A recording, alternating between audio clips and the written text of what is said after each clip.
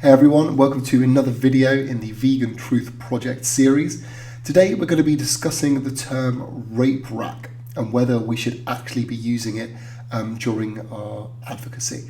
So for those of you not familiar with the term, basically this is used quite commonly by activists, and basically the story is that it's an industry term for the apparatus for holding a farm animal kind of still while it's either artificially inseminated or they get a male to come in and do the deed.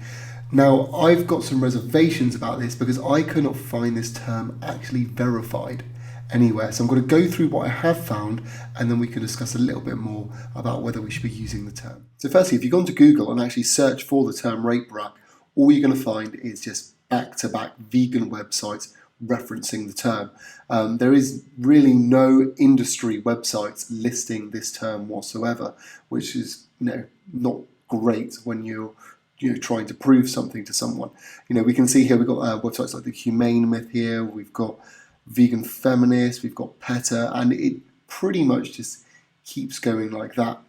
Now this website, They're Turned On, there actually has a bit of information and an apparent quote from someone at PETA. I haven't actually been able to find the direct quote on any other website, so whether this is legitimate or not, I don't know, but it might give a little bit of insight of where the term came from.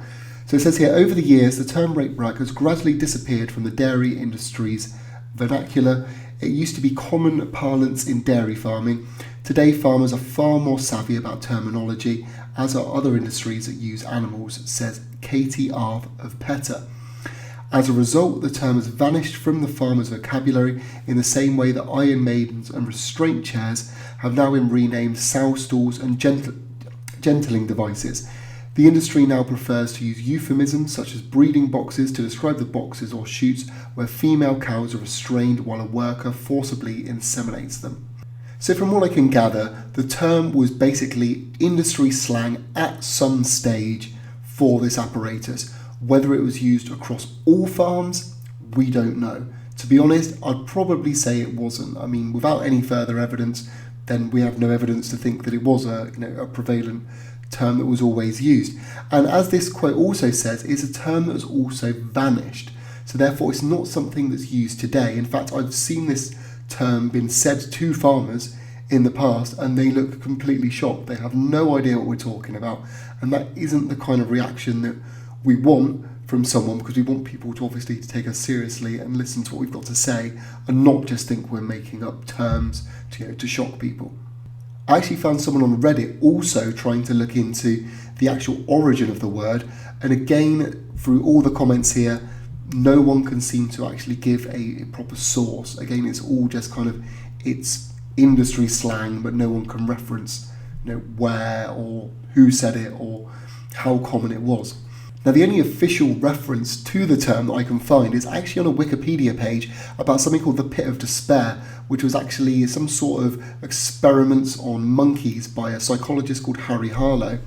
And if you look further down, there's this line. Harlow also wanted to test how isolation would affect parenting skills, but the isolates were unable to mate. Artificial insemination had not then been developed. Instead, Harlow devised what he called a rape rack, to which the female isolates were tied in normal monkey mating posture. So this is the only reference I can actually find of this term, and again, this doesn't actually refer to anything within animal agriculture. And the only other reference I could find was actually within the dog breeding circles, but then again it seemed that kind of slang term didn't really seem something that was kind of widely used. So the big question is, should we be using the term rape rack? And if I'm going to be honest, no, we shouldn't, and here's why. Firstly, we have no real verification of how many people use this term. For all we know, it could have been a select group of farmers in a select area that used it, and none of the other ones may have ever said it in their lives. Also bear in mind, if you use this term with someone, they could easily just go and Google it the same as I have. And again, they're not going to find any real reference to it, which obviously doesn't look good for us. So I think that pretty much wraps up this episode. If you have any more information on this, please let us know in the comments. As always, if we find out any more information, I'll make an updated video and we can keep expanding on it, just to make sure that everything we say is 100% correct, 100% accurate, and we're never straying away from the truth. So thanks very much for watching. Hope this was helpful to some of you. Please make sure to subscribe, give it a thumbs up, and I'll see you very soon for another video.